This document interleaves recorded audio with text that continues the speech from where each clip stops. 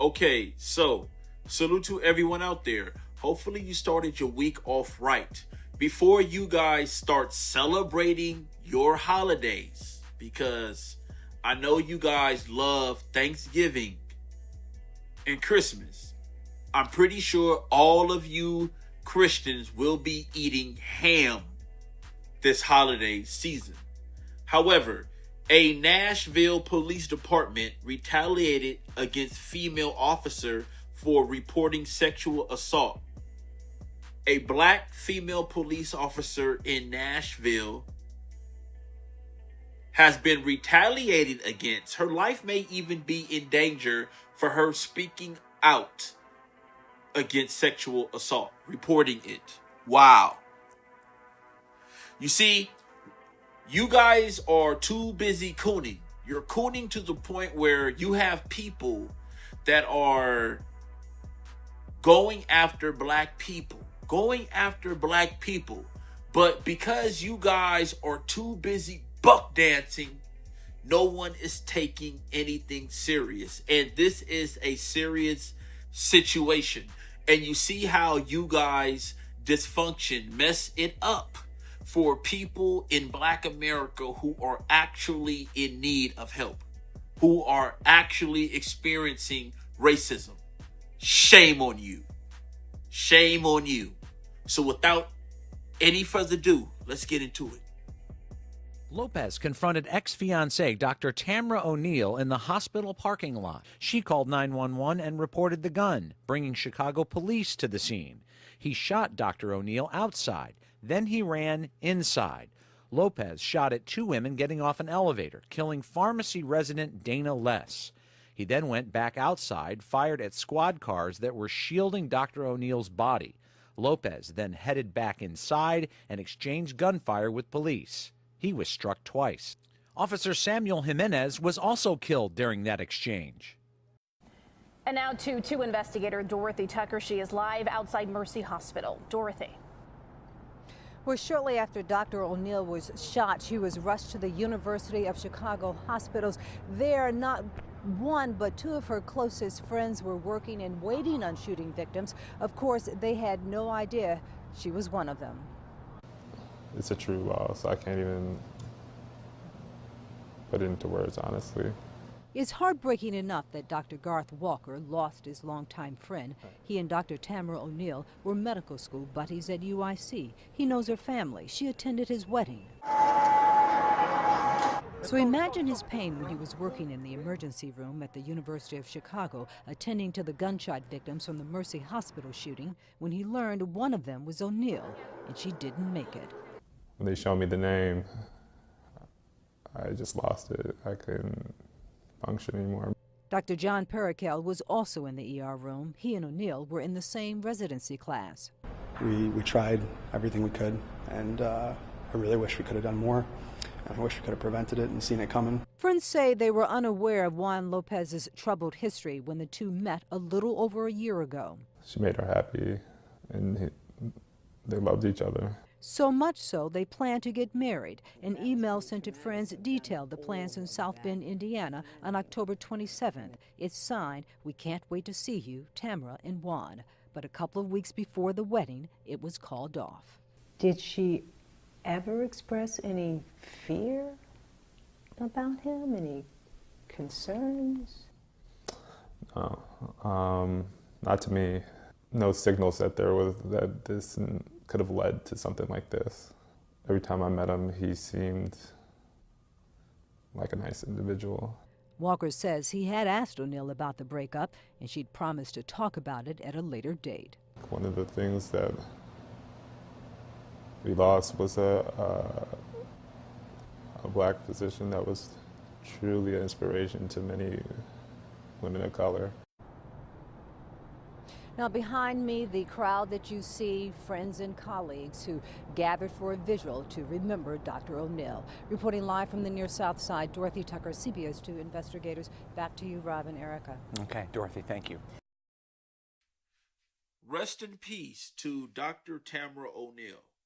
My condolences goes out to your family and friends, and to the police officer and the female who were murdered at that hospital. You don't think about hospitals being a place where people would go and shoot. However, they are today.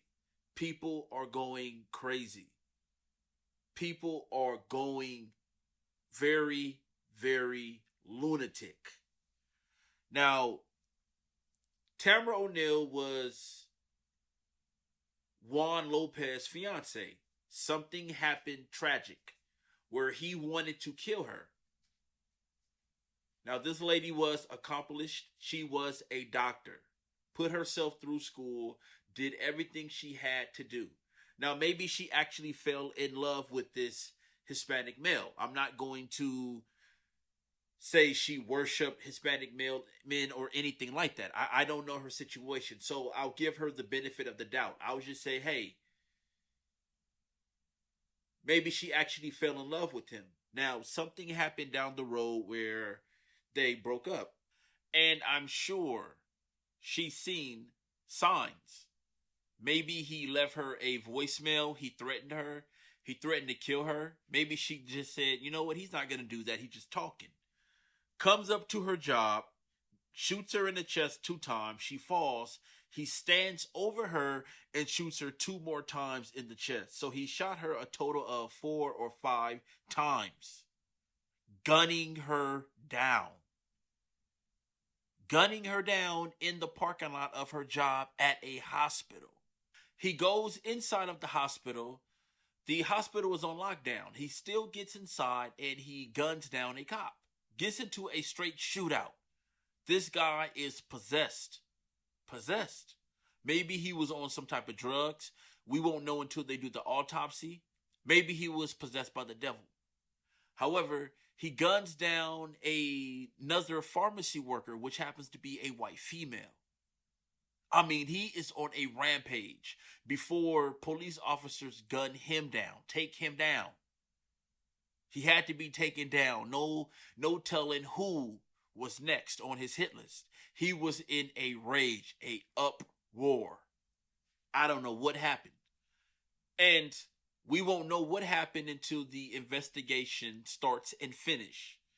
And you know what this story reminds me of? It reminds me of the Aaron Hernandez story when he murdered those black men. And his black girlfriend took up for him. She did not snitch on him. Talk about a ride or die chick.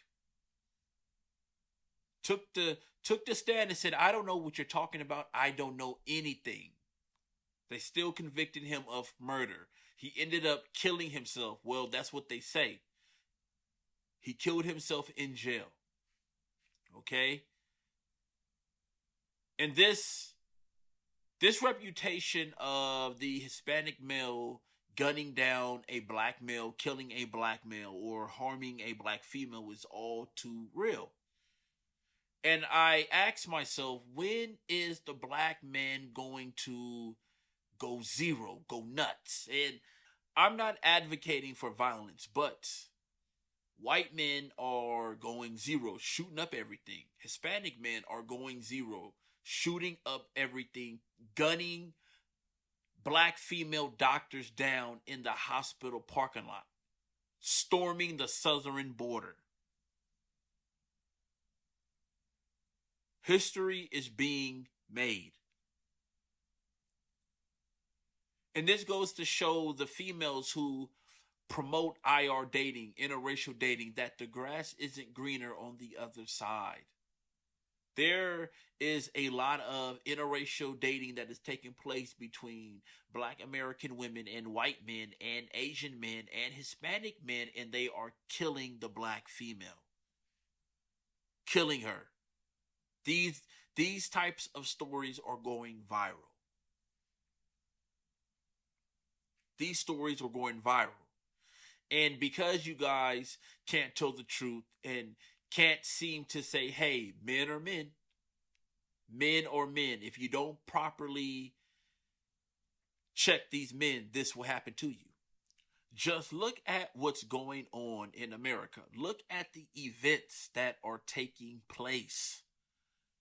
Wow, we are in a history defining moment. History is being made every day. This place is rocking. You have active shooters. You just had a Sherman Oaks shooter here in California not too long ago. People are going crazy, taking their guns and going into crowded places and gunning people down in cold blood. There is a mental health issue in America that has been swept under the rug. You have people that you see every day people that are going crazy. Juan, he didn't look like a lunatic. He looked like a perfectly fine person, a regular human being. Maybe she wanted to leave him and he said, hey, since I can't have you, no one can have you. Those relationships do happen, and there's many of women and men in relationship as of right now, as I speak, that are in that type of situation. Hey, if I can't have you, no one can have you. But I don't know what she could have done to deserve to be executed like that, in that fashion, in that manner. And black women, one thing about black women don't know how to properly vet men. You guys sure know how to pick Pookies and Ray Rays and crazy killers, psychopathic killers, straight killers, and Pookies and Ray Rays. Y'all know how to pick them. Y'all spot on with them. You mean to tell me you didn't see any red flags when you was with this Hispanic male? And this is a prime example that people should be alert. You need to be alert. Cut the shit. It can go down any place, anywhere. This place is rocking. And if you aren't paying attention, your life can be cut. That short. Can be straight cut. You guys are playing and ain't nobody playing with you. You guys are out here playing and ain't nobody playing with you. Dr. Tamara O'Neal, when she was gunned down, she was taken to the hospital right there. Her best friend, which is a black male with the glasses on, you seen him in this video, he knew that he had to work on some patients with gunshot wounds, not knowing it would be his friend, not knowing it would be Tamara. And Tamara called off the wedding with her fiance. She called it off. And this beta male couldn't take it. He went on a rampage. She said, I cannot believe she called off the wedding. She turned me down. I thought I was the Hispanic guy with the good hair she wanted. Did she trick me? What did she do? And he said, you know what? If I can't have you, no one can have you. Told her to meet him in the parking lot. She went out there. She said, hey, what are you doing here? Not knowing she's getting ready to die. Not knowing she's getting ready to be murdered in the parking lot of her own job. In her doctor uniform, she's out there. Hey, can you please get away from my place? I don't have time for this. He puts out a gun, shoots her. Boom, boom. She falls. He stands over her, shoots her again. Boom, boom. Goes inside on a rampage, shooting everywhere. The hospital's on lockdown. He goes inside, exchange gunfire with a cop, guns the cop down. Proceeds to walk, sees a white female pharmacist and guns her down before a cop comes in and finally takes him down. It's crazy out here, man. Keep your eyes wide open. I'm out. Peace.